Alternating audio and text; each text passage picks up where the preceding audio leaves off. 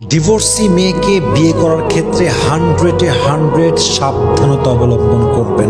আমি বলছি না সব ডিভোর্সি মেয়ে খারাপ, তবে আমি বলতে চাই সব ডিভোর্সি মেয়ের চরিত্র কিন্তু ভালো হয় না যুবক ভাইয়ারা, ঠিক কিনা বলেন? কিছু কিছু ডিভোর্সি মেয়ের গায়ে এত কলঙ্কের দাগ থাকে, জাস্ট ডিভোর্সের কলঙ্ক নয়, বরং এর চাইতে আরো জঘন্য অবৈধ কলঙ্কের দাগ থাকে, যে কলঙ্ক এরা লুকিয়ে চলে।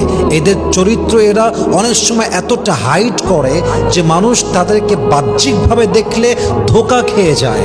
অতএব আমি উইথ ডিউ রেসপেক্ট বলছি, সব ডিভোর্সি মেয়ে যেমন ভালো হয় না, সব ডিভোর্সি মেয়ে তেমন খারাপও হয় না। কিন্তু আপনি যখন ডিভোর্সি মেয়েকে ভালোবেসে মায়া করে বিয়ে করতে যাবেন, আমি নিষেধ করব না, তবে আপনি ধোঁকা যদি খেতে না চান 100 জাস্টিফাই করবেন, কারণ সব ডিভোর্সি মেয়ের চরিত্র কিন্তু খুব বেশি একটা সুবিধার হয় না, ঠিক কিনা বলেন?